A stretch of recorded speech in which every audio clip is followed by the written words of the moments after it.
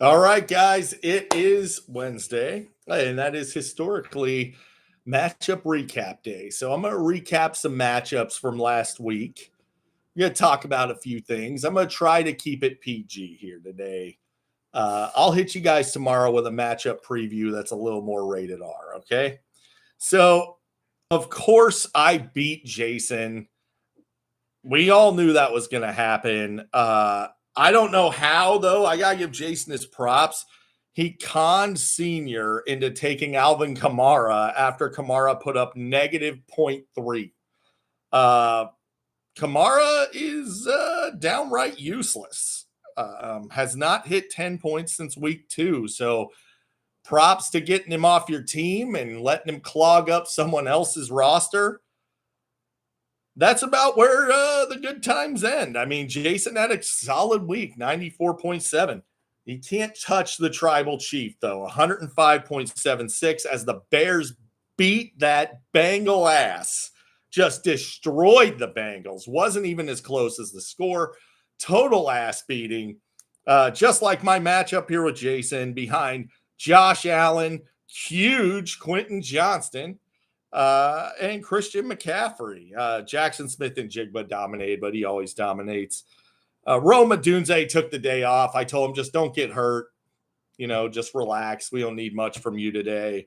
Plus, they had an easy matchup with the Bengals, so the Bears didn't really need him. So there you go. Pretty great outlook for me moving forward. Probably not so great for old Jason moving forward, and we'll just see how it goes. Now, in the toilet bowl matchup of the week, Steve ekes out a win with his fraudulent team, 78-75 over Kevin. Kevin, if he does not do the Mahomes Rice for Allen St. Brown trade, Kevin wins this matchup easily. Pretty terrible situation. My apologies, Kevin.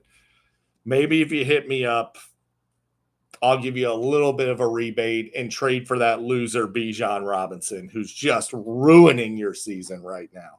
Let me know. Maybe I can give you something for him, like DeAndre Swift or something. I don't know. On Steve's side of things, his team absolutely blows. He only won because Kyle Monungai got to play the Bengals and Swift missed the game. So Monungai is going to go back to useless here pretty soon. He's on everybody's sell high list. Steve's not bright enough to do that, and he's not good enough at fantasy. Steve cut Khalil Shakir and and Trey Tucker, two guys he started this past week. I'll give him props for cutting Pacheco. Pacheco's freaking useless, so that's good, I guess. But still rostering Bill Krosky it's a decision. That's definitely something. So, neither one of these teams are particularly inspiring or scary. One of them will probably eke into the playoffs just because of record. Horrible teams, though. Horrible. Jason has a much better team than these guys, and Jason's down in 7th place, but he's only one game back. Jason, keep digging. You're going to get there, bud. Now, Reese beat Joe, and Joe, 100 points. Great effort from Joe. He lost anyway. But of course, that effort was largely on the back of me demanding Joe pick up Sam Darnold and start him, who scored 28.6 fantasy points. De'Ami Brown, not real sure what Joe was thinking there. Maybe stop listening to the footballers. If I were Joe, I would be putting Jahmyr Gibbs and Brock Bowers on the market, try and get a ransom for these guys. Bowers will never have a game within 8 or 9 points of this ever again. Now would be the time to move him. Gadsden's good tight end, man. You can roll with Gadsden, but nobody's going to trade you a ton for your backup tight end. Just not going to happen. And I know you've been shopping out there. It's not going to happen, dude. Like, you're going to have to either eat shit for Gadsden and get just like somebody you can barely use, or you're going to have to trade Bowers for a ransom and plug Gadsden in. That's what it is. So, we'll see what happens there with Joe. And at this point, Joe, you might as well just trade for Baker and Igbokwe and roll with your Bucks fandom. That's what I would do if I were you. I mean, your season's over. So on Reese's side of things, the Rams got to play the Saints, so Reese won. That's basically it for Reese. Rico Dowdle is him, though. I got to give him props. Rico Dowdle is balling. Lastly, we got Jack, whose season is crumbling all around him, somehow winning against Tony Jr. because Tony Jr. did not listen to his tribal chief and start Mark Andrews over Travis Kelce.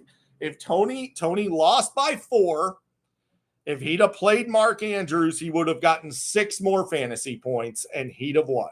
This is why Tony deserves to be in the bottom. It's not a question of roster talent. Tony has the roster talent to be up in the playoff picture right now. He's just having one of the worst management campaigns in the history of our league, and it's costing him week in and week out.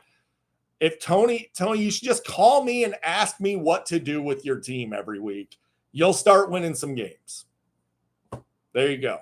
Now, Jack, talk about a guy that ought to be calling and asking for advice. You need to call your league sponsor, Tony Sr., and ask him what to do with this team. Your team's in shambles. You managed to eke out a win against the last place team. I'm not impressed. Jonathan Taylor's coming crashing back down to earth after having the easiest schedule in the history of mankind early in the season. Does not have an easy matchup for the rest of the year. He was a classic sell high guy. You didn't sell high on. All your Oklahoma guys suck, but congratulations on beating the last place team. So there you go, guys. There's your matchup recap. I will hit you up tomorrow after 4 o'clock. Stop texting me during the day asking me when the matchup preview is coming. It's coming when I goddamn well feel like it. And it's coming tomorrow when I have a few whiskeys after work. Deuces.